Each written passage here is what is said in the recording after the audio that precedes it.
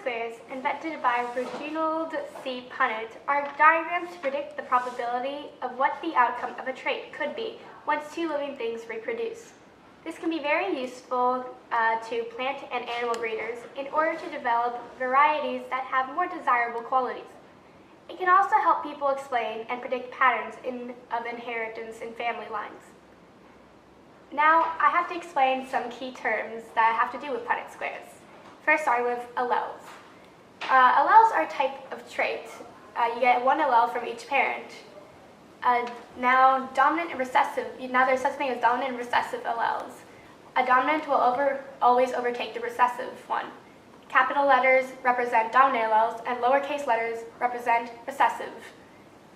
Phenotype is the look of your alleles on the outside, so what you ended up looking like. And genotype is sort of your inside qualities, so your genotype is the two alleles you got from each parent. Now, homozygous is, you can either have homozygous recessive or dominant. It's when both your alleles are either dominant or both of them are recessive. And then heterozygous is when you have one dominant and one recessive, so it could look like big H, little h. Get it? Hope you do, because let's say Clemens and Zac Efron were to have a baby. Now, Clemens has brown eyes, but her mother has hazel eyes, so Clemens probably has a dominant allele and a recessive allele because light eyes are recessive and brown eyes are dominant, which means she is heterozygous. Now, Zac Efron has blue eyes, and because blue is recessive, he obviously is homozygous recessive, which means he has two little recessive alleles. Now, you can put them together to create.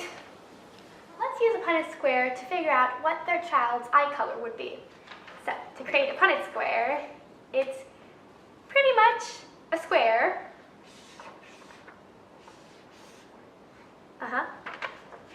Square. And it's divided in 4.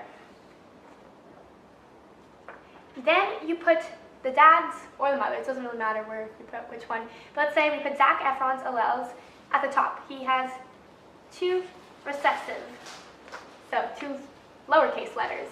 And then Clemens' alleles, which are 1 recessive and 1 dominant, which would create brown eyes. Now, it's pretty much like multiplication from there, where you take 1 from above and 1 from the side and put them together. So, take 1 from above, 1 from the side, and then you do the same with the other.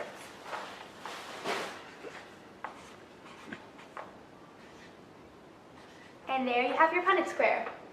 Now, this Punnett square pretty much means that there's a 50% chance of their baby's phenotype, in other words, what it would look like having brown eyes, and 50% chance of their child having light color eyes, either blue or green or hazel. Probably blue in that case, because Zac Efron has blue eyes. And their genotype would be a 50% homozygous recessive, because homozygous recessives, and a 50% chance a heterozygous. Now, I will predict what hair texture their child will have. Clemens has wavy hair, which is a heterozygous, in other words, big H, little h. And Zac also is heterozygous. So if we were to create a Punnett square to find out what their child hair texture would be, you'd start with the same sort of basic square. Square. And then divide it in 4. And then you put the parents' alleles on each side. So both are capital H, little h, capital H, little h. So both are heterozygous. Now, you pretty much do the same thing with the multiplication across.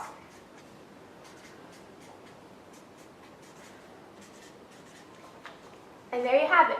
Now this means that their baby will have a 50% chance of having wavy hair, because there's 2 heterozygouses, and then a 25% chance of it having curly hair, because there's 1 homozygous dominant, and a 25% chance of their child having straight hair, because there's a homozygous recessive.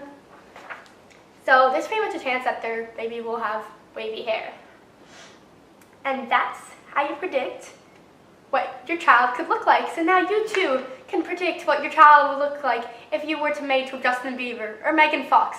I wish you luck, and I hope you have very good looking babies. Bye-bye.